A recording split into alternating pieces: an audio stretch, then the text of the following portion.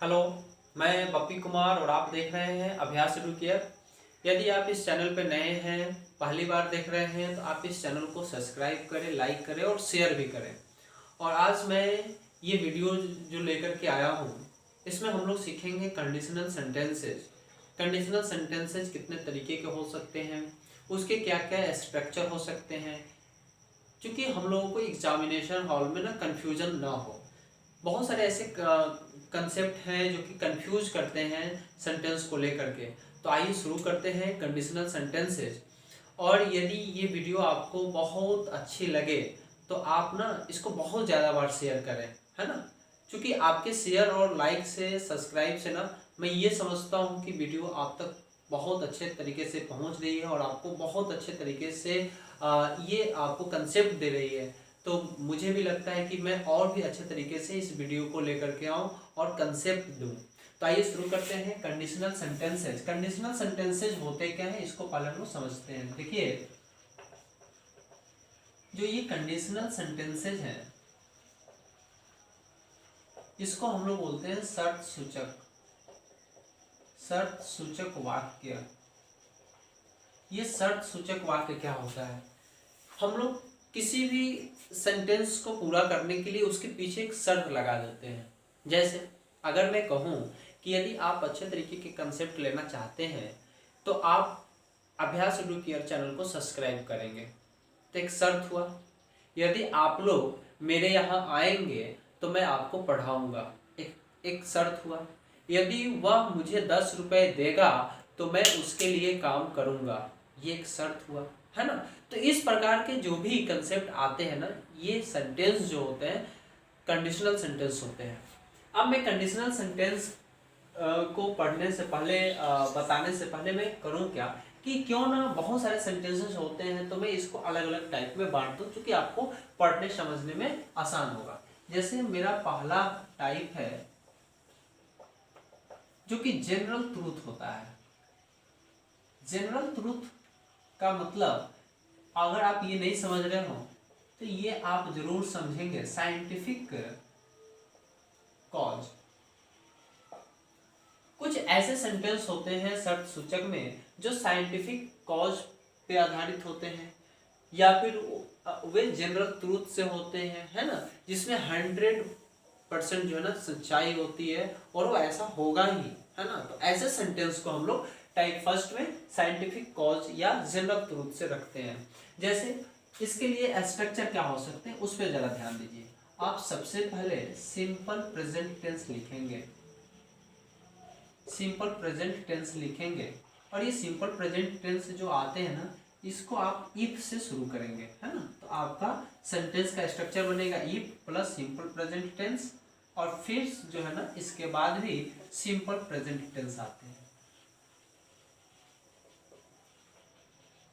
अब आप यहाँ समझ सकते हैं कि सिंपल प्रेजेंट टेंस का मतलब होता है सब्जेक्ट प्लस V1, है ना, और यहाँ V1 या V5, और यहाँ भी आपका सब्जेक्ट प्लस V1 या V5। अब इन सारी चीजों को समझने से पहले, क्या सर सेंटेंस का स्ट्रक्चर यही होगा? अगर सेंटेंस में अगर इस तरीके के एग्जाम्पल दिए होंगे, simple present tense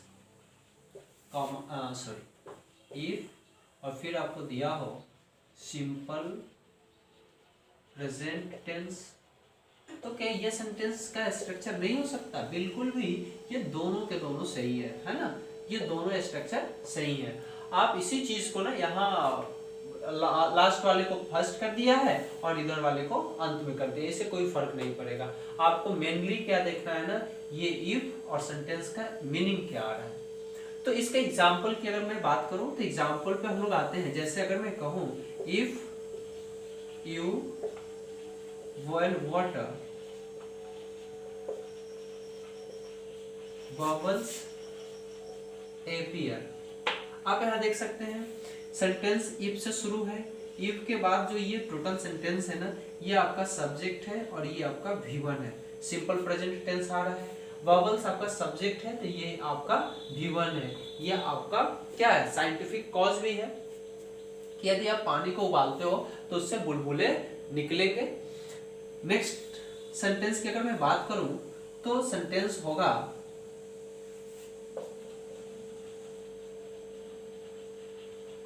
phosphorus explode if you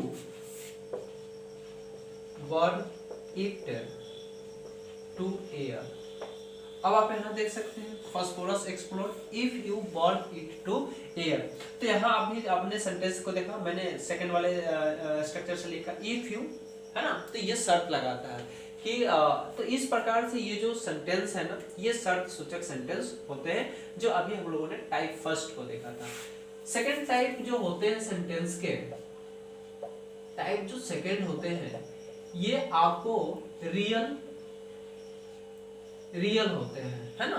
इसमें बिल्कुल ही सच्चाई होती है, और सच्चाई के साथ साथ अगर आप ये नहीं समझ रहे हो तो आप जरूर समझिएगा फुलफिल होता है। क्या होता है?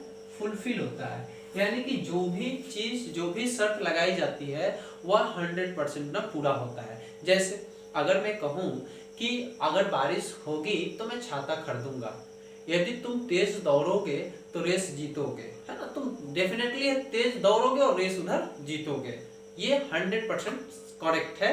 और ये शर्त जो होती है ना, ये बिल्कुल ही फुलफिल होते हैं और रियल होते हैं। तो इस तरीके से अगर मैं टाइप 2 की बात करूं, तो जो टाइप 2 है इसका स्ट्रक्चर क्या हो सकते हैं, इसको समझने के लिए देखिए सेंटेंस, सबसे पहले शुरुआती में सेंटेंस क्या क्या चीज से शुरू हो सकता है। इन केस हो सकता है, एज सून, एज हो सकता है, इफ हो सकता है, when, unless, till, until, before, after,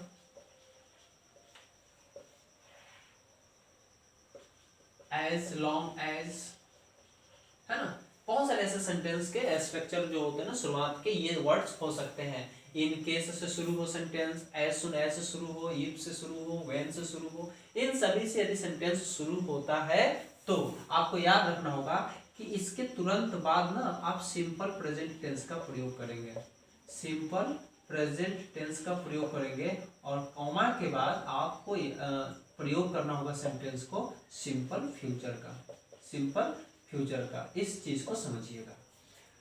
मैं फिर से बता दूं कि यदि सेंटेंस इन सभी वर्ड से शुरू होते हैं तो इनके तुरंत बाद आप सिंपल प्रेजेंट, मतलब क्या कि सब्जेक्ट प्लस V1 या V5 का प्रयोग करेंगे, और उसके बाद जो है ना सिंपल फ्यूचर का प्रयोग करेंगे, मतलब सब्जेक्ट प्लस शैल या विल प्लस V1 का प्रयोग करेंगे। सर सिंपल फ्यूचर पहले नहीं आ सकता इसके जैसा? बिल्कुल आएगा। यदि इसके पहले सिंपल फ्यूचर आता है तो जैसे कि आप लिख सकते हैं सिंपल फ्यूचर, है ना, और उसके बाद जो है ना आप जो भी ये कंडीशनल वर्ड दिए गए हैं ना, ये सभी, ये जितने सभी वर्ड हैं ये यहाँ प्रयोग करेंगे, और उसके बाद ना हम लोग सिंपल प्रेजेंट टेंस का प्रयोग करते हैं।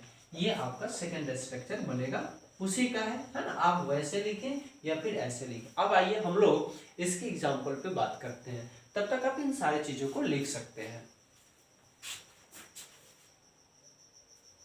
अब आइए हम लोग इन सारे सेंटेंसेस को देखते हैं कि इस पे बेस्ड क्या क्या सेंटेंस हो सकते हैं। जैसे अगर मैं एग्जांपल लूं, if Mili comes India I will give a radio.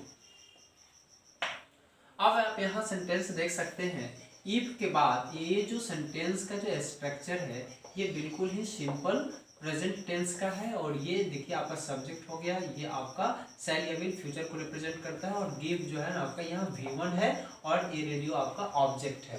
तो इस तरीके से आप देख सकते हैं कि ये शर्त सूचक है कि यदि मिली इंडिया आएगी तो मैं उसको एक रेडियो दूंगा। यहाँ भले ही मीनिंग में गागे की दोनों तरफ से आ रहा है और फ्यूचर का सेंस आपको लगेगा, लेकिन ये शर्त सूचक वाक्य है। और जब भी कंडीशनल सेंटेंस हो तो इस तरीके से इफ से, व्हेन से, एज सुन एज से, unless, till, until, before, after, as long as, इन सभी से शुरू होने वाले सेंटेंस के बाद ना सिंपल प्रेजेंट टेंस का प्रयोग करेंगे। नेक्स्ट सेंटेंस की अगर मैं बात करूं, अगर मैं लिखूं unless you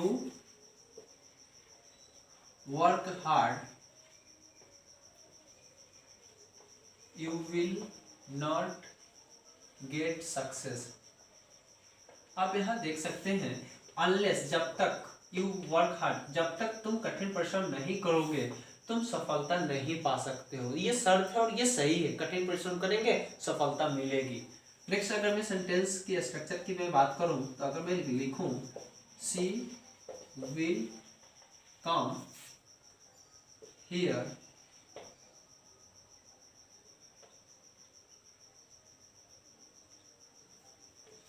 if she will come here you will teach her। और आप देख सकते हैं ये सेंटेंस सही है, ये गलत है। तो आपने देखा कि सर इफ से शुरू है और इफ से शुरू होने के बाद ये सिंपल प्रेजेंट होना चाहिए, यानी कि सब्जेक्ट प्लस V1 या V5 होना चाहिए। तो फिर यहाँ विल और शैल क्या कर रहा है, ये तो नहीं होना चाहिए। जब ये नहीं होगा तो यहाँ V5 बनाने के लिए एस करना होगा, क्योंकि सेंटेंस सी है। तो अब सेंटेंस सही होगा if she comes here you will teach her, है ना। या फिर इसी सेंटेंस को आप ऐसे भी लिख सकते हो you will teach her if she comes here, है ना। तो आगे पीछे कहीं भी लिख सकते हो, लेकिन ये इसका मेजरमेंट यानी ओरिजिन पॉइंट है, इसको ध्यान में रखते हुए आप सेंटेंस को बना सकते हैं। आइए हम लोग सेंटेंस के कंडीशनल सेंटेंस के अगले टाइप को देखते हैं कि अगला टाइप क्या हो सकता है। तब तक ये पूरे एग्जाम्पल को आप लिख लीजिए।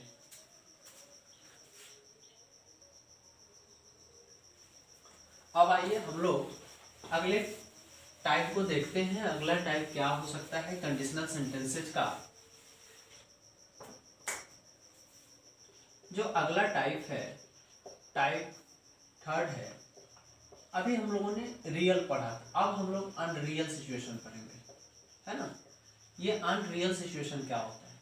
अनरियल सिचुएशन का मतलब होता है वैसी सिचुएशन जो कभी पूरा ना हो सके, नॉट फुलफिल, है ना, जो कोरी कल्पना रह जाए, है ना। जैसे काश मैं पक्षी होता, मैं पक्षी तो हो नहीं सकता कभी, इसका मतलब कि ये मेरी कोरी कल्पना है।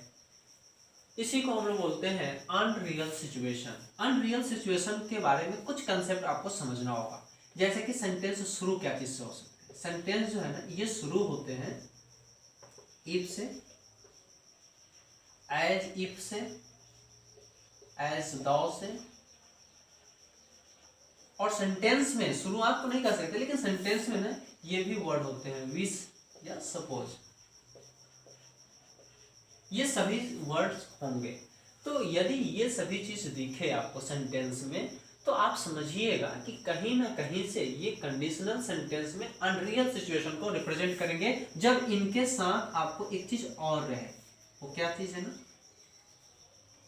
आई, ही, सी, इफ, इन सभी के साथ ना वर्ड का प्रयोग किया गया हो। और ये जो वर्ड है ना, इस वर्ड को इस सेंटेंस में हम लोग बोलते हैं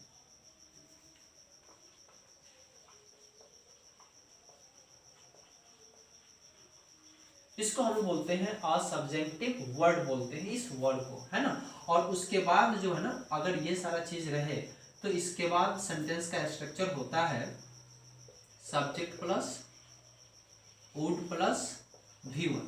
फाइनली हमारा स्ट्रक्चर क्या बन गया, फाइनली हमारा स्ट्रक्चर बना कि यदि सेंटेंस में इफ हो, एज इफ हो, है ना, अगर ये सारी सभी चीजों से सेंटेंस शुरू होता है तो इसके बाद हम लोग सब्जेक्ट देते हैं, वर्ब का प्रयोग करते हैं, कॉमा देते हैं, उसके बाद सब्जेक्ट देते हैं, वुड देते हैं और प्लस V1 का प्रयोग करते हैं। या फिर एक इसी का स्ट्रक्चर आप चाहे तो उधर वाले को पहले लिखेंगे तो subject plus would plus V1, है ना, और ये आपका कंडीशनल वर्ड लिखेंगे जैसे कि इफ हो गया, एज इफ हो गया, है ना।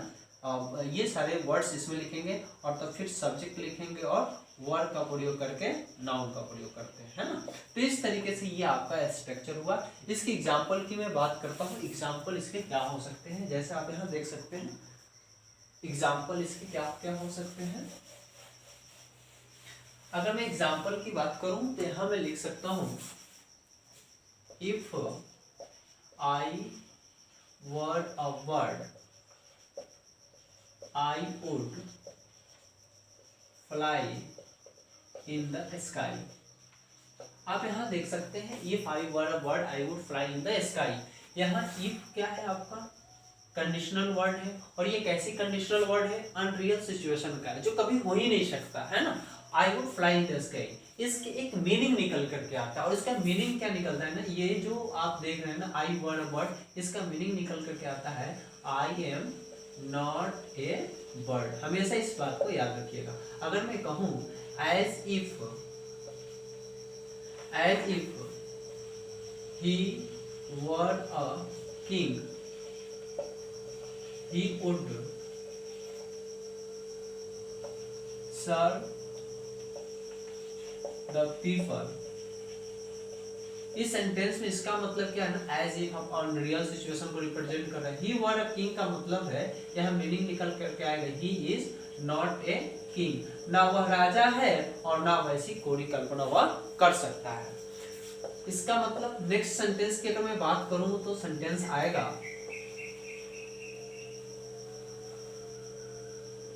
she would teach me if she were a teacher। यदि वह शिक्षक होती तो मुझे पढ़ाती। इसका मतलब कि वह शिक्षक नहीं है, यानी कि she is not a teacher, है ना। तो इस जो भी मैंने यहाँ मीनिंग आपको निकाल करके बताया है, ये अनरियल सिचुएशन के कंसेप्ट होते हैं। तो आई थिंक कि ये सभी चीजें आपको समझ में आ गई होंगी कि कैसे सेंटेंस को हम लोग पूरा करते हैं।